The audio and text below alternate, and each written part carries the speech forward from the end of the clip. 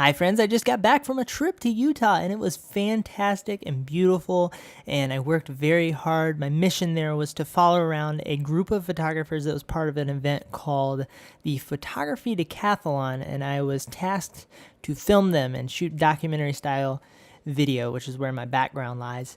And while I was there, I slept in a desert overnight in a very cold desert, and many other wonderful adventures. But while I was there, I captured a lot of photos, a lot of them being of the landscape because freaking Utah.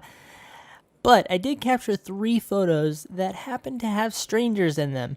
And 2 of them kind of qualify as street photography. One of them really kind of doesn't, but it all contains the style of street portraiture that I love to do the most and that I'm the best at.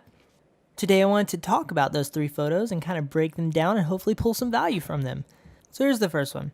One interesting thing about this photo is when I took it, I was following around a couple of landscape photographers that were competing in the street photography part of the event.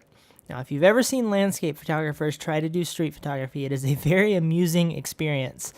It's like they wander around aimlessly, looking lost and confused, searching for the nearest tree or vista to capture, and it turns into a panic attack for them. Anyway, this photo, I saw this girl and I saw her ponytail, and I was immediately drawn to the ponytail. I thought that it was very lovely, and this is a good example of me taking a photo and only after realizing just how nice the thing was that I took a photo of, right? So I didn't notice how detailed this ponytail was, how it was pulled down on the top and in the middle, kind of pulled together, and the darker hair up under. It was very, very interesting.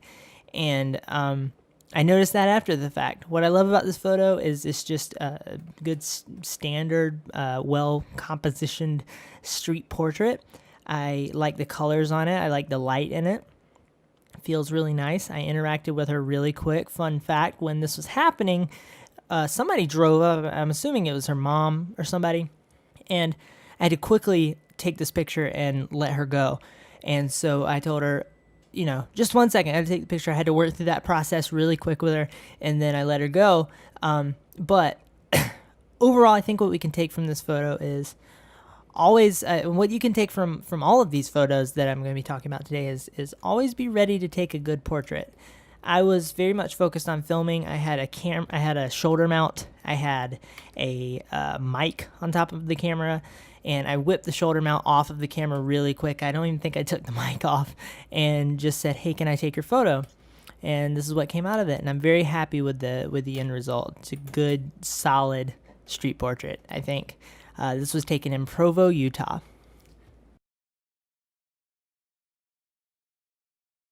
You blew it! Another photo that I wanted to share with you guys, and these are all in chronological order, by the way, is one I took on top of Squaw Peak, which is a very interesting overlook that you can drive to the top of, a big curvy road, and you drive up to the top. And just beautiful, beautiful scene of Provo, Utah, which is where I took the last photo. And this is not a street portrait. This is on top of a mountain portrait. And I love this photo because, once again, it is an example of being able to capture a portrait, a really nice portrait of a stranger anywhere. And using your environment, leveraging your environment, working the scene in a way that kind of brings the most out of the photo. In this case, there was a giant, much bigger mountain in the background with snow caps, something that you wouldn't necessarily find in most street scenes. And I framed up the mountain in the background and put the couple in the foreground, let them kind of do their thing. They were very comfortable. They were very nice, kind. They were welcoming to the experience.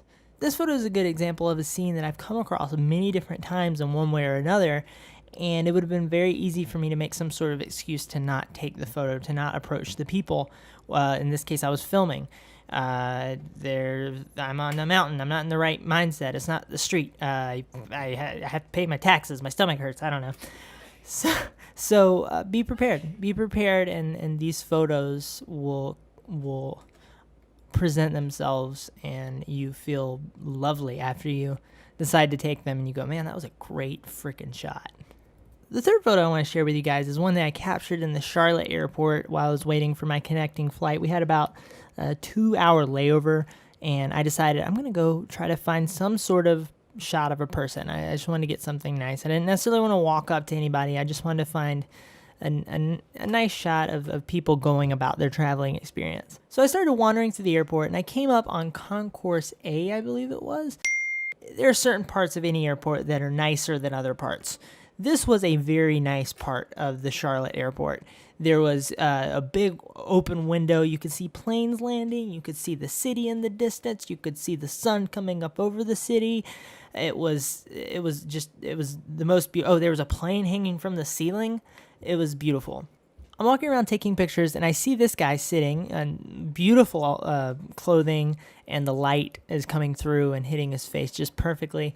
And so I decided to hover around him, and it was probably a really funny scene if you knew what I was doing, because I started on one side, took a couple pictures, and then I kind of just hovered around him to the other side. And I went and sat down in one of the chairs and kind of leaned over and took this photo with our vlogging camera. I'm so happy that instead of listening to another podcast or watching YouTube videos, I decided to get up and wander around and leverage this unique situation I was in. An airport alone is a unique space because you have people from all over everywhere showing up and passing through this airport. People like this man. And also, if you have a red-eye flight, use that light. Use that morning light, that sunrise to your advantage. You can capture some really spectacular photos. And also, this inspires me just to get up early, period, and get out. Anyway, that was my trip to Utah, and I hope that you enjoyed my people shots. I hate that I wasn't able to get out and film a photo walk for you guys. That would have been spectacular, but maybe next time. I hope this was inspiring to you. Tell me your thoughts. And okay, yeah, goodbye.